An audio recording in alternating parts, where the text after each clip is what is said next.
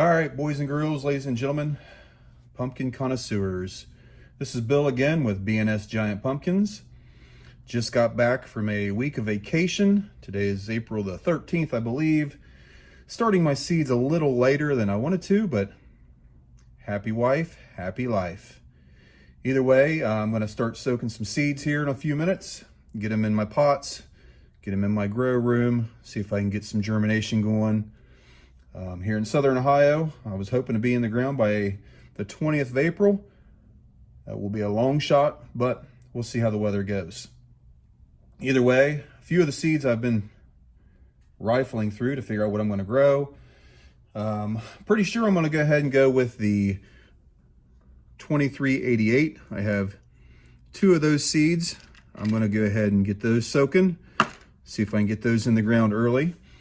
And then I'm going to go with probably the 2501 Bernstrom. I have two of those seeds. We'll get those in some water here in a few, get them soaking. I'm also going to start one of my 1985 Conways. 1989 Conways, and probably a couple 2350 Morse just as backups for my early plants. I will be having four plants I start early. I'll call two of those, and then I'll have a couple plants out back just for crosses and see what happens. Either way, that's kind of the seeds I'm looking at right now. I'll get these soaking, get some soil ready, and be back with you here in a little bit. All right, guys, we're back. I won't do a whole long session on filing seeds. Everybody has their own way to do it. I was actually just going to show you kind of what I set up here, mainly because I was wrong when I picked my seeds earlier.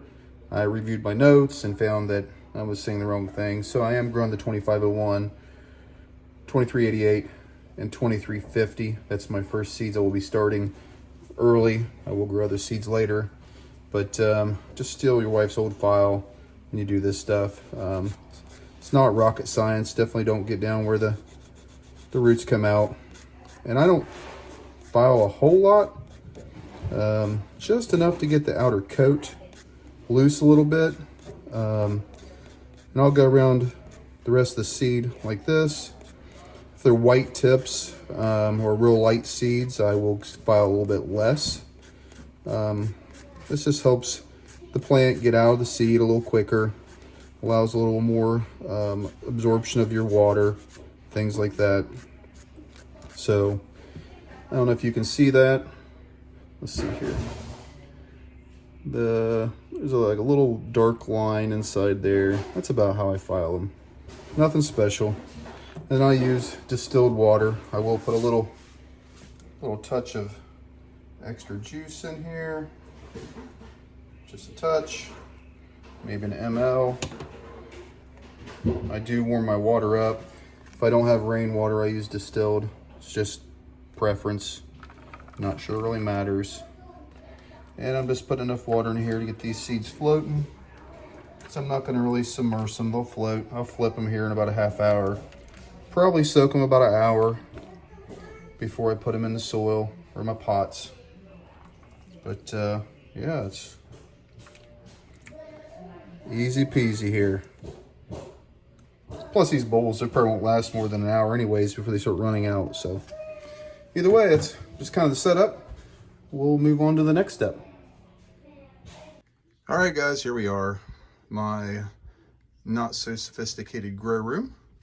Right now the pots are all set. Soil temp is only 81, right? 80. It's going down a little bit. It's going to take a couple hours for it to warm up. But you can see I have all my plants labeled and set up. They are in 2.5 gallon pots, except for this one. For some reason, I couldn't find a pot. But no heating pad, no nothing like that. It's mainly because I have this rascal right here that goes out to my boiler.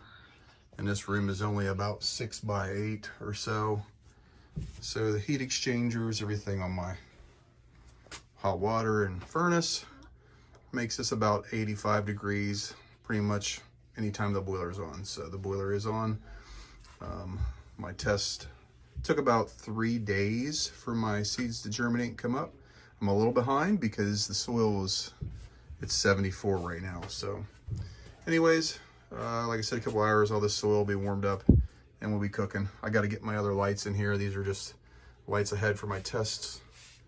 But yeah, that's how hard it is. A warm spot with some light. All right, guys, we're back to my little grow room here. Just doing a quick check. It's been about 3 hours since we got everything set in here. And yeah, obviously just checking to see if things are heating up the way we want them to. We have our ambient temperature, which is 74, but that is down at the ground. If you bring that up here, we'll let that set for a second.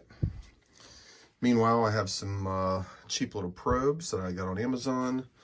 I actually have 1, 2, and 3. They have a little base monitor, a little unit.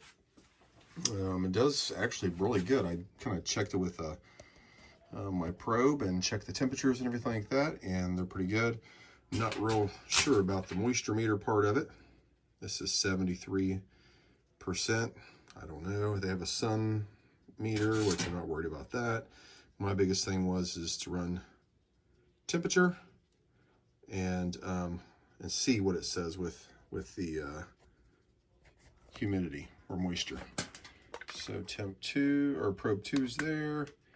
This one says 78 degrees with 71% moisture, 79% moisture. I know that is not accurate. It's just what the probe's reading. If it was 79% moisture, there would be water running out on the floor for sure. So, but the temp I did like. That was my biggest thing.